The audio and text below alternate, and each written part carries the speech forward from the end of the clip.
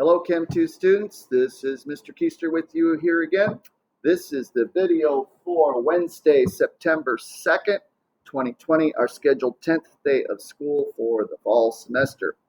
Again, always keep in mind, though, that the dates could change for a variety of reasons, but the order of the lessons will remain the same regardless. So, having said that, again, let's look at today's do nows, our schedule for today. So today we're going to be doing Lab 1-2 over density and specific gravity, which we discussed in class yesterday. Picking that up. Now, as far as your homework for today was to complete the Unit 1 density and specific gravity review assignment. You'll be turning that in today. It's due now. Of course, if you're here, you'll turn it into my desk. If you're home, you will submit it to me electronically. All right. You can check your answers if you haven't already, and those were posted at 7 a.m. on my board here at school, or they were posted at 7 a.m. or by 7 a.m. On my answer key page on Canvas. If you're here in class, of course, when the bell rings, that is when your homework should already be on my desk. Another note, and I mentioned this yesterday, this is probably the most important homework assignment of the year. Why? Not because it's, information that is critical to your success for the entire year, but in regards to this was really the first assignment that involved a lot of showing your work. And I went over this over here in detail, all right? I don't think I left any stone unturned as to what my expectations are. Did you write down the equations? Did you plug in the numbers? Did you show your work? Did you label and round your answers correctly? I hope so, because if you didn't, it's going to cost you, all right? So I hope you did that. If you didn't, you'll see a lot of red on your paper. You say, wait a minute, I got the right answer. What's the deal? Well, that's the deal, all right? So if you did do that, hopefully this will be the one and only time that you do. Okay, so anyway, today in class we're going to complete Lab 1-2. It's due at the beginning of class tomorrow. Of course, I am collecting it. I collect all labs. And again, make sure you record and label all your quantitative data correctly. Show all equations and work on your calculations. Round and label your answers correctly. And of course, answer all the questions that are asked on the lab report completely. Again, of course, I will be collecting it for a grade. So, having said that, let's head back to the lab area and run through this lab. Unplug there, head back here.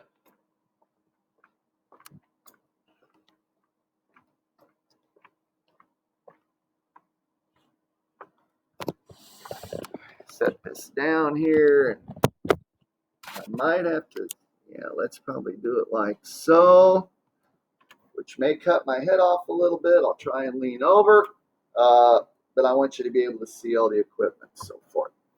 All right, so there we go. There again, I'll try and make sure I lean down. So our pre-lab discussion, you should read that, of course, yourself. The results of many experiments are more significant than the results of a single experiment.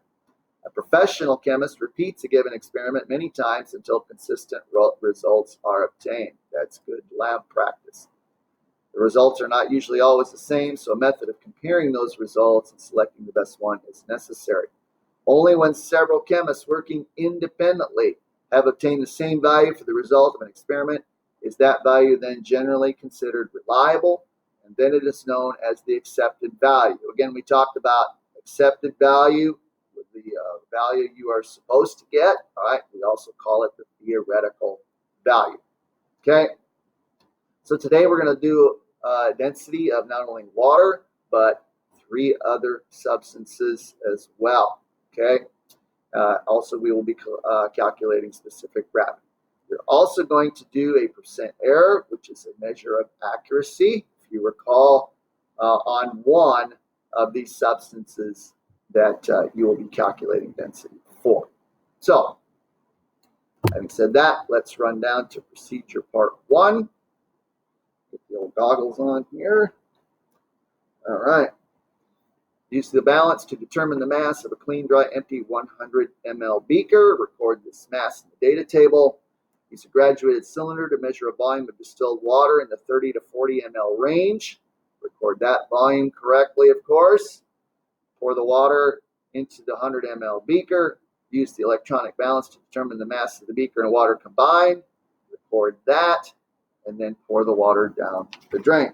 So, turn the page where the data table is for part 1. I'm going to do just that. So, zero out my balance here. Put my beaker on there, and it is 50.32 grams. Again, electronic balance is a digital device, goes 2 decimal places. That's what you record. Mine's actually flipping back and forth between 50.32 and 50.33, but it seems to be on the 0.32 more, so that's what I'm going to go with. All right. Next, I'm supposed to pour a volume of water in the graduated cylinder in the 30 to 40 ml range. All right, so let's do that.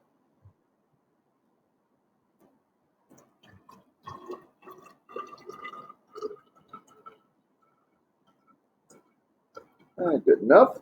All right. And I'm supposed to record this volume. Well, here again, let's review a manual device. So the smallest marking on a 100 ml graduated cylinder is to the nearest 1 ml, the ones place. And so you got to make sure you round it how? If you said to the tenths, you're right. Looks to me like it's about, that meniscus about halfway between 34 and 35. So I'm going to run with 34.5 mLs, 34.5. All right, I'm going to pour that into the beaker. Try and get it all in there. Of course, if I didn't get it all in there, that's a little portion of the built-in error for this experiment. You might want to remember that later. Make sure that's zeroed, which it is. The mass of the beaker and the water combined is 83.85 grams. 83.85 grams. And so to find the mass of the water alone, of course, we would subtract our 2 masses. Make sure that you show your work in doing that. Okay, dump my water down the drain here.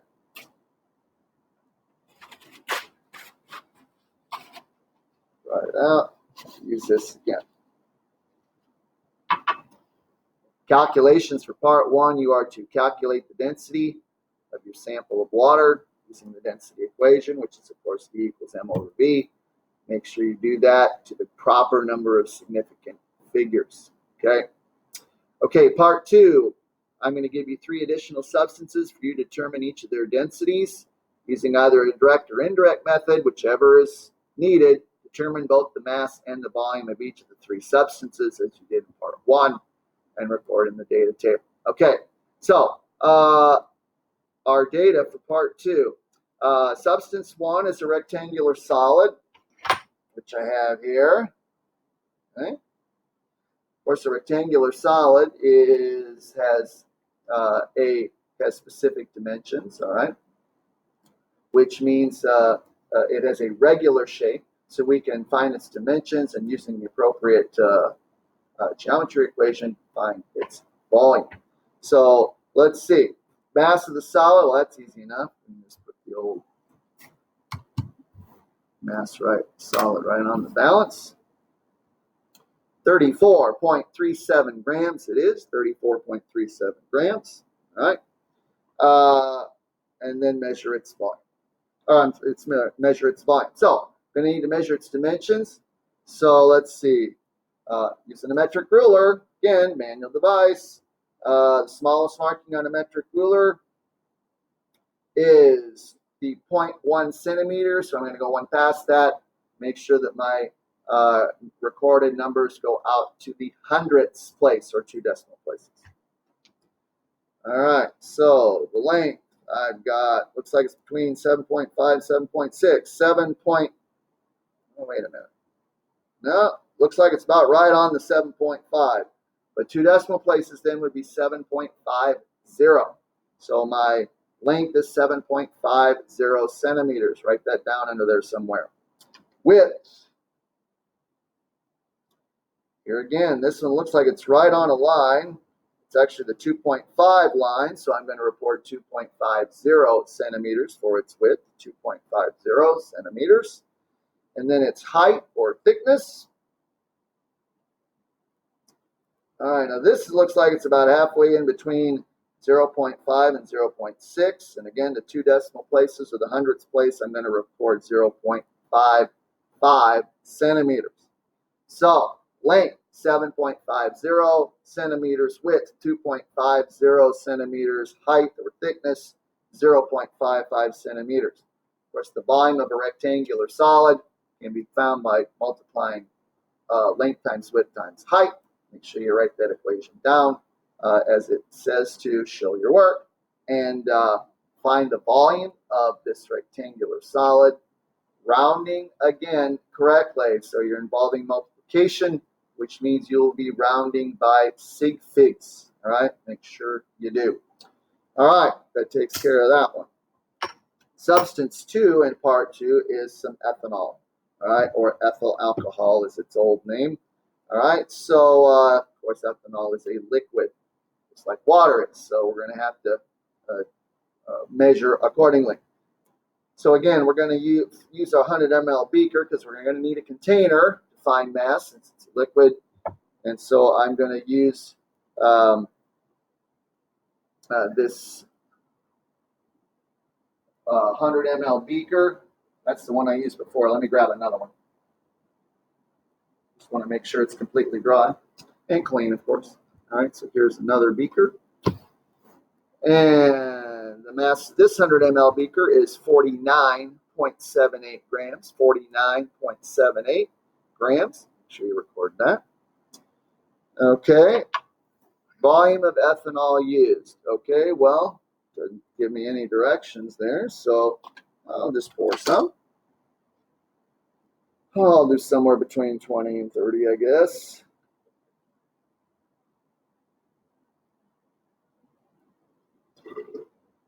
Good enough. There we go. Whew. That stuff smells pretty strong. Ethanol. Okay. Again, gonna have to go to the tenths place since our smallest marking is the ones. Looks like the bottom of my meniscus is right on 26, so let's go 26.0 mLs for the volume of ethanol, 26.0. Again, I'm going to have to use my beaker here to be able to contain the liquid. And I'll try to get it all out of there, but there again, there's still a little bit in there. Make sure that's zeroed. Yep. Combined mass of the beaker and the ethanol now is 70.12 grams. 70.12, which then means you're going to, again, as we did with the water, to find the mass of the ethanol alone, you will have to subtract your two masses. Make sure you show work for that. And round, this is subtraction, so remember you round by decimal places or by precision. Make sure you round that accordingly. All right, show the work. All right, that takes care of that one. I need to dump that.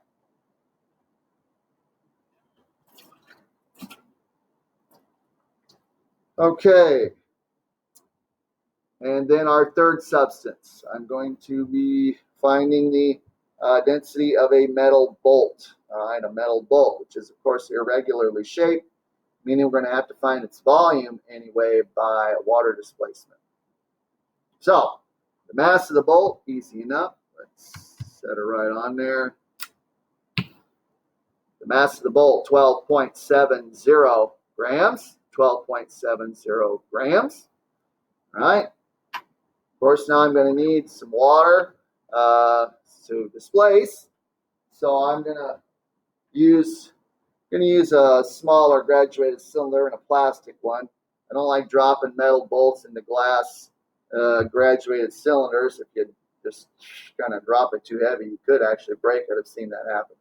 So the other thing is, you need to make sure that you have enough water in here that will completely submerge the bolt so that you know exactly what volume is submerged. So I got to put in there at least about 20 mLs of water. So I'm going to go a little higher than that just to be safe.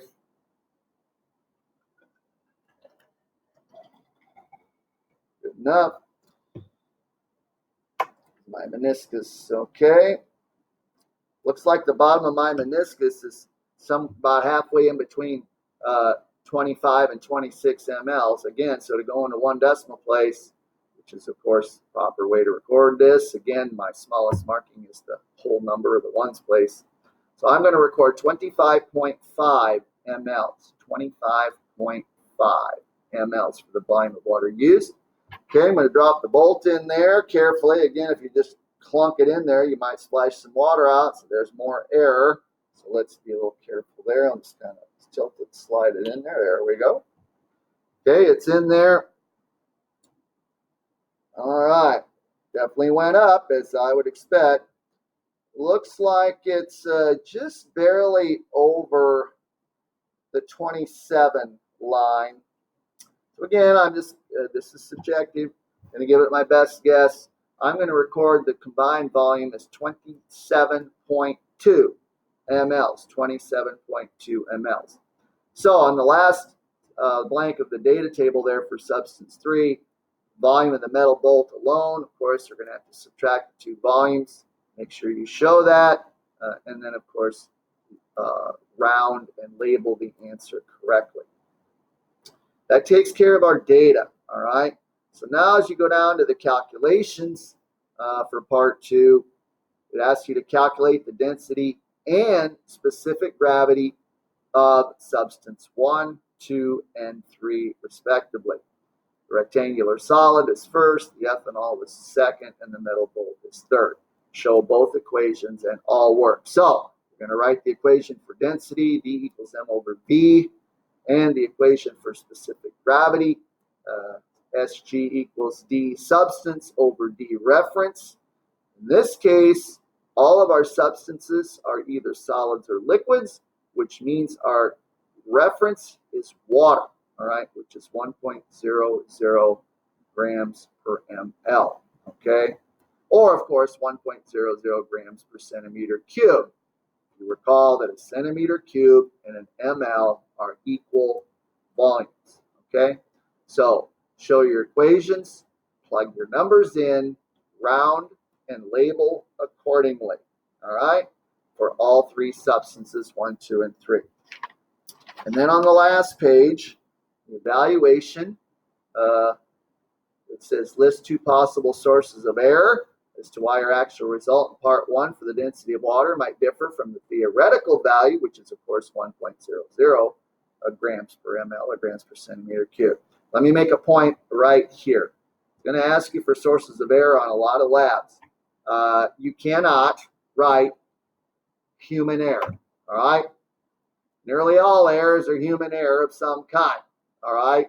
Other than the built-in error on a measuring device, an electronic device, all other errors, including reading a manual device or measuring, spilling, whatever, those are all human error. So human error isn't good enough, all right? Be specific, always. If I see human error written down as a reason for, as a source of error, I'm counting it wrong, all right? Each and every time, all right? So make sure you answer the 3 questions under evaluation there that require just a short answer. And then on numbers 4 and 5, you're going to do, number 4, you're going to do a calculation for percent error based on your density value for ethanol as compared to the accepted value or the theoretical value, which is listed there as 0.789 grams per ml. You're going to run a percent error on that. Make sure you show the equation. Well, I guess I showed the equation for you as I look at it, so let you off the hook there. Make sure you plug in your numbers, though, and show those, and then round correctly, all right? And then number 5 is we didn't use any gases today, all right? We didn't find the density or specific gravity of any gases. So what I did for number 5 is gave you a scenario whereby that would be done, and then I want you to calculate the density and specific gravity for the gas in that problem. So that is it. So make sure you fill in your data tables correctly, show all work where asked, and of course, label and round correctly always. Same goes for the calculations. Make sure you show your equations, write them down, plug in your numbers, show your work, round and label your answers correctly. And I think that's it. So this is lab 1-2, density and specific gravity. Until next time, this is Mr. Keister signing off. Everybody stay safe, take care, keep working hard, and I will catch you next time.